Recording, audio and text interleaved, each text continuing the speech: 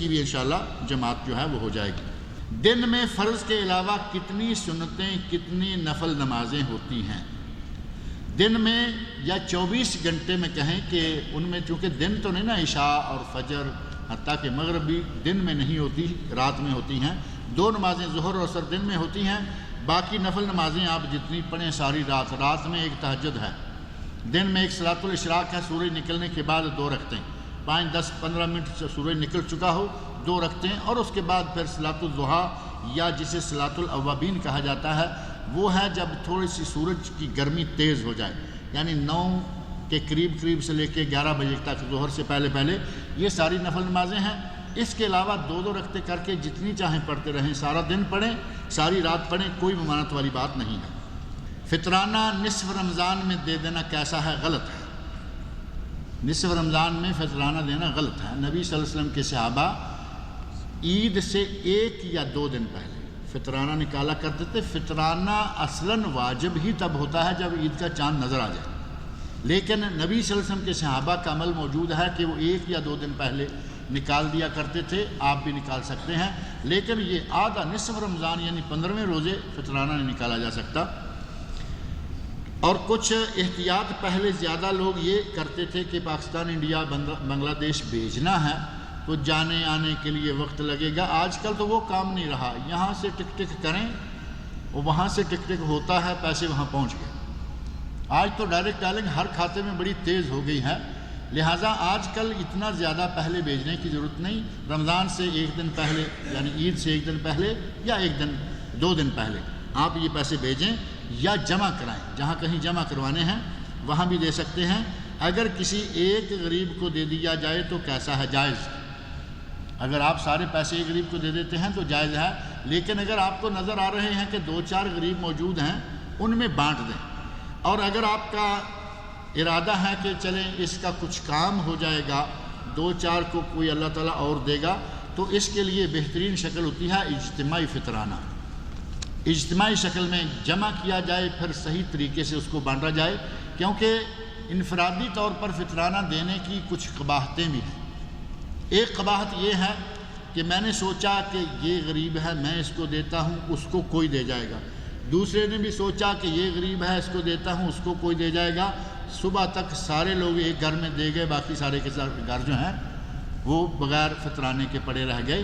اگر اجتماعی طور پر کسی جگہ جمع ہوگا، وہاں سے ہر آدمی کو کسی کو اتنا، کسی کو اتنا، اس کے بچوں یا اخراجات کے حساب سے تقسیم کیا جائے تو یہ زیادہ بہتر طریقہ ہے۔ ایک نوجوان لڑکی کے ہاتھوں اور چہرے پر نارمل سے زیادہ بال ہیں تو کیا وہ صاف کر سکتی ہے؟ وہ صاف کر سکتی ہے، کیونکہ انسان کی فطرت چہرے پر، مثال کے طور پر کسی عورت کے عمر کے بڑا ہونے کی وجہ سے یا کبھی کبھی غیر فطرتی طور پر لڑکیوں کے مونچھیں نکل آتی ہیں۔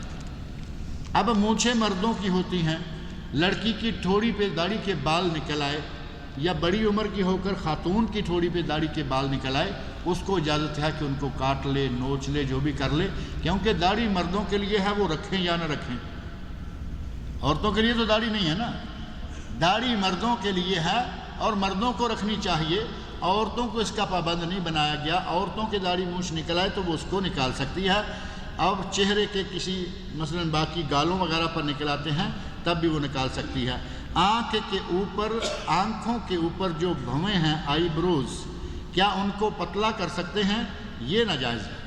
نبی اکرم صلی اللہ علیہ وسلم نے لعنت فرمائی ہے، نبی صلی اللہ علیہ وسلم نے لعنت فرمائی اس عورت پر جو بھووں کے بالوں کو نوچتی ہے۔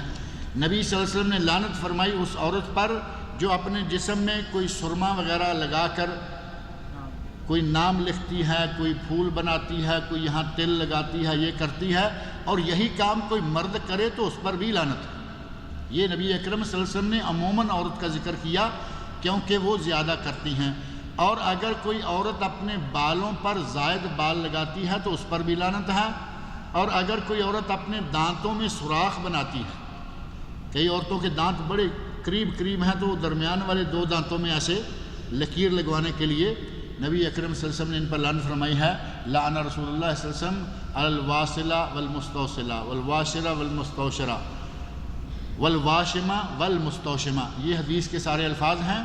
واشمہ مستوشمہ یہ نشان بنانے والے، واشرہ مستوشرہ یہ دانتوں میں داغ سوراخ بنانے والے، اور واصلہ مستوصلہ وگ لگانے والے۔ بالوں میں اضافی وال لگانے کا آج رواج جو ہے وہ وگ کی شکل میں عام ہے، پہلے مختلف شکلیں تھیں۔ نبی صلی اللہ علیہ وسلم سے آپ اندازہ کریں کہ نبی صلی اللہ علیہ وسلم سے ایک عورت نے پوچھا، یا رسول اللہ میری بیٹی کی آج الوداعی ہے، یعنی آج میری بیٹی کی رخصتی ہونے جا رہی ہے، میں اس کو اس کے شوہر کے پاس بھیجنے والی ہوں اور بیماری کی وجہ سے میری بیٹی کے بال گر گئے ہیں، کیا میں مصنوعی بال لگا کر اس کو بھیج سکتی ہوں؟ تو آپ نے فرمایا نہیں۔ اللہ نے ایسا کام کرنے والوں پر لعنت فرمائی، رسول اللہ صلی اللہ علیہ وسلم نے لعنت فرمائی۔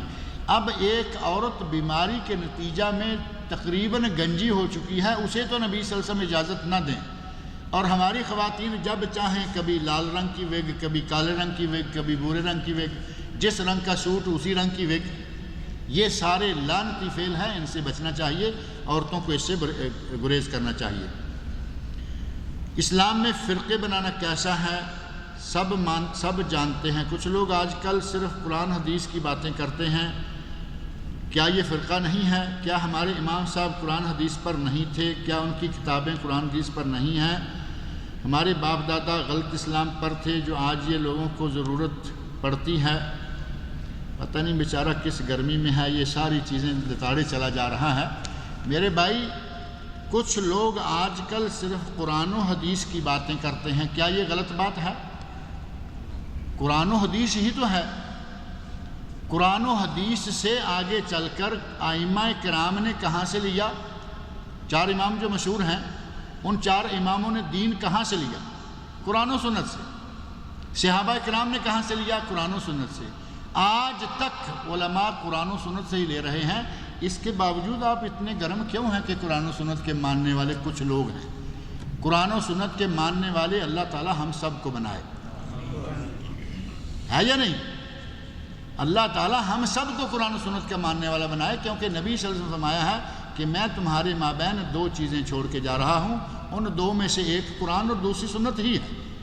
ائمہ تو اس وقت ابھی پیدا بھی نہیں ہوئے تھے، جن کا آپ کو اتنا غصہ آ رہا ہے، انہوں نے بھی قرآن سے لیا تھا، آپ بھی قرآن سے لیجئے، ہم بھی قرآن سے لیتے ہیں۔ کتنی اور کیسی قے آنے سے روزہ ٹوٹتا ہے، اور اگر قے آ جائے تو؟ بعض فقہا نے اس سلسلہ میں بڑا تکلف کیا ہے، منہ بھر قے، اتنی قے، وہ قے۔ اگر قے خود بخود آ جائے، سارا پیٹ کا کھایا ہوا نکل جائے، روزہ نہیں ٹوٹتا۔ اور اگر آپ قے کریں، چاہے تھوڑی کریں، جان بوجھ کے ہوتا ہے نا، بعض دفعہ ساری رات کھاتے رہے، صبح اب سانس نہیں نکل رہی، تو کہا کہ بھائی انگلی ڈالو اور کچھ کر لو۔ ایک حدیث میں آتا ہے، اس حدیث پر کلام کیا گیا ہے، سومو تصحو، روزہ رکھو صحت مند رہو گے۔ اس نے بھی روزہ رکھا ہے، بیمار پڑا ہے، کیونکہ جو روزے کا اصل فلسفہ تھا اس نے تو ضائع کر دیا۔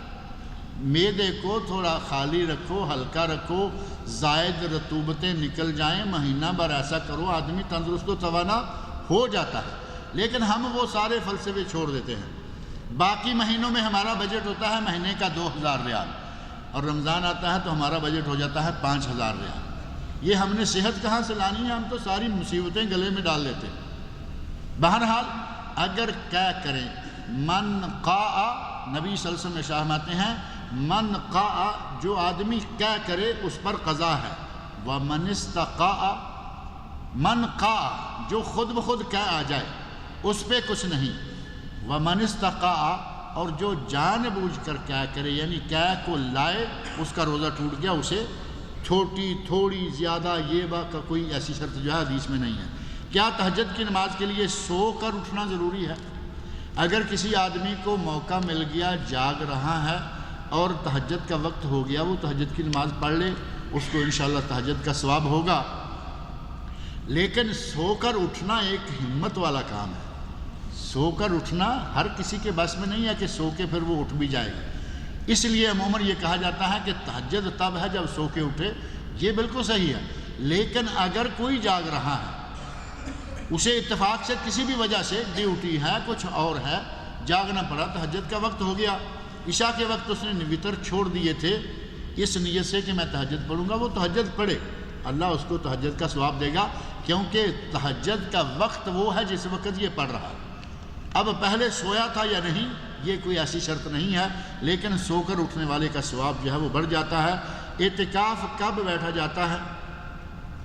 اعتکاف 21ویں رات جو ہے، 21ویں رات جو کہ 20واں روزہ ختم ہونے کے بعد آتی ہے۔ 20 روزے مکمل ہو گئے، 21ویں روزے اور اسے 20ویں روزے کے درمیان والی رات میں اعتکاف میں مسجد میں یا جس جگہ اعتکاف بیٹھنا ہے وہاں پہنچ جائیں۔ اعتکاف کے ضروری مسائل کیا ہیں؟ اعتکاف کے ضروری مسائل یہ ہیں کہ مسجد میں یا جہاں بھی آپ کو جگہ بنی ہے وہاں بیٹھ جائیں۔ عورتوں کے لیے مسجد میں ہی اعتکاف بیٹھنا ثابت ہے، قرآن کریم میں ہے وَلَا تُبَاشِرُوهُنَّ وَأَنْتُمْ عَاكِفُونَ فِي الْمَسَاجِدِ، اپنی عورتوں سے مباشرت نہ کرو جبکہ تم مسجدوں میں اعتکاف کیے ہوئے ہو۔ تو اعتکاف کے ساتھ مسجد کا ذکر آ چکا ہے، لہذا اعتکاف مسجد میں ہی ہوتا ہے، ہونا چاہیے۔ اور آج کل مساجد میں عورتوں کے لیے چونکہ گنجائش نہیں ہے، کہیں کہیں پاکستان میں لاہور میں چند ایک مسجدوں کے بارے میں سننے میں آتا ہے کہ وہاں باقاعدہ پسٹل، بندوقیں اور کلاشنکوف لے کر گارڈ باقاعدہ کھڑے ہوتے ہیں کہ عورتوں کا وہ تحفظ کر سکیں۔ اب ایسا اتنے کلاشنکوف کہاں سے آئیں گے کہ ہر مسجد میں عورتوں کے لیے یہ انتظام کیا جا سکے؟ بہرحال اگر کہیں ایسا انتظام ہے عورتیں وہاں بیٹھیں، وہی افضل، وہی بہتر ہے۔ اگر یہ نہیں ہے تو خاتون اپنے گھر میں اہتمام کر لے، قرآن کریم پڑھے، رات کو تراویح پڑھے، نوافل پڑھے۔ اگر اس نے وہ رات جس کا نام لیلۃ القدر ہے وہ جاگتے ہوئے عبادت کی حالت میں پا لی تو انشاءاللہ اسے ثواب ہوگا، وہ گھر میں ہو یا مسجد میں ہو، اسے ثواب انشاءاللہ مل جائے گا۔ اور رہا معاملہ یہ کہ اعتکاف والا کسی سے بول نہیں سکتا، کسی سے مل نہیں سکتا، جماعت ہوگی تو وہ ایسے ہوگا جیسے عجیب سا ڈیزائن بنائے، ایسا اتنا کچھ نہیں ہے۔ صرف یہ ہے کہ فالتو گفتگو جو بھی باہر سے آئے، کیا خبریں ہیں پاکستان میں کیا ہو رہا ہے، انڈیا میں کیا ہو رہا ہے، اعتکاف بیٹھے ہوئے اب تو اللہ کے ساتھ جڑ جاؤ، اب چھوڑو خبروں کو، اب اللہ کی عبادت میں لگے رہو۔ یہاں بیٹھے ہوئے آج کل مارکیٹ کیسی چل رہی ہے، بازار کیسا ہے، یہ کیسا وہ کیسا، دیہات کا ماحول ہو تو گائے بھینس کی باتیں شروع ہو جائیں، اعتکاف والے کو یہ جائز نہیں ہے۔ جائز ضروری بات کر سکتا ہے۔ نبی صلی اللہ علیہ وسلم کی بیوی گھر سے آئیں، حضرت صفیہ رضی اللہ عنہا، آپ اعتکاف میں بیٹھے ہوئے ہیں، گھر کی ضروری بات کر کے گئیں۔ گھر کی ضروری بات کرنے کے لیے بھی کوئی گھر سے آئے تو کر سکتے ہیں، لیکن فالتو لا یعنی گفتگو کرنا ویسے ہی جائز نہیں، اور اعتکاف کی حالت میں تو بالکل ہی جائز نہیں ہے۔ اسی طرح اگر کوئی جنازہ، کسی کی فوتگی ہو گئی، یہ کہے کہ جنازہ مسجد کے پاس سے گزر رہا ہے، میں کندھا دے لیتا ہوں، یا یہ چاہے کہ ساتھ والی مسجد میں تو جنازہ ہوگا میں چلا جاتا ہوں، اس کی اجازت نہیں ہے۔ اگر اس مسجد میں جنازہ ہو، یہ مسجد نور ہے، اس میں غسل بھی ہوتا ہے، جنازہ بھی دیا جاتا ہے، اسی مسجد میں جو اعتکاف بیٹھے ہوئے ہیں جنازہ پڑھ لیں، لیکن کندھا دینے کے لیے مسجد سے باہر نہیں جا سکتے۔ ایسے ہی ضروری بات کریں، غیر ضروری گفتگو نہ کریں، دنیا داری کی گفتگو نہ کریں۔ اگر کوئی عالم ہے تو وہ قرآن کریم کے ساتھ دوسری دینی کتابیں بھی پڑھ سکتا ہے، اور اگر کوئی عالم ہے تو وہ کبھی کبھی درس بھی دے سکتا ہے، کوئی حرج نہیں ہے، چاہے وہ اعتکاف میں بیٹھا ہوا ہے، لیکن گپے مارنے کا یہ موقع نہیں ہوتا۔ لہٰذا کوشش کریں کہ اعتکاف بیٹھیں تو پابندی کریں، لیکن اتنی زیادہ پابندیاں جو ہمارے یہاں لگا دی جاتی ہیں کہ کسی کو دیکھ نہیں سکتا، کسی کے ساتھ بات ہی نہیں کر سکتا۔ مجھے معلوم ہے کہ ہمارے عزیزوں میں سے خاتون اعتکاف بیٹھ گئیں، عمر بھی بڑی تھی، اور اتنا ٹائٹ کر دیا گیا ان بیچاری کو کہ 10 دن نہ بچہ دیکھ پائیں، نہ کوئی دیکھ پائیں، جیسے کسی اچھوت بیماری والے کو کھانا اندر دھکیل دیا جاتا ہے، پردے کے اندر سے کھانا بھیج دیا جاتا۔ 10ویں دن عید کے دن وہ باہر نکلی تو وہ بیچاری نیم باولی سی ہو چکی ہے، 10 دن کسی کو دیکھا نہیں، پریشان، بڑی عمر۔ اس طرح اسلام یہ ہمیں نہیں کہتا کہ اپنے لوگوں کو بیمار کر لو، اچھا ہے کہ کم بات ہو، دنیا داری کی بات نہ ہو، لیکن جائز دینی باتیں کرنے میں کوئی حرج نہیں ہے۔ اگر کسی کے وتر رہ جائیں، چھوڑے ہوں کہ صبح اٹھ کر تہجد کے ساتھ پڑھے گا، لیکن وہ رہ گئے تو وہ دن کے وقت 12 رکھتے پڑھ لیں، دن کے وقت 12۔ نبی اکرم صلی اللہ علیہ وسلم کے اگر کبھی وتر رہ جاتے تو آپ دن کے وقت 12 رکھتے پڑھ لیا کرتے تھے، اور اگر کوئی صرف وتر ہی دہرانا چاہتا ہے تو وہ وتر پڑھ لے۔ اللہ رب العزت مجھے اور آپ سب لوگوں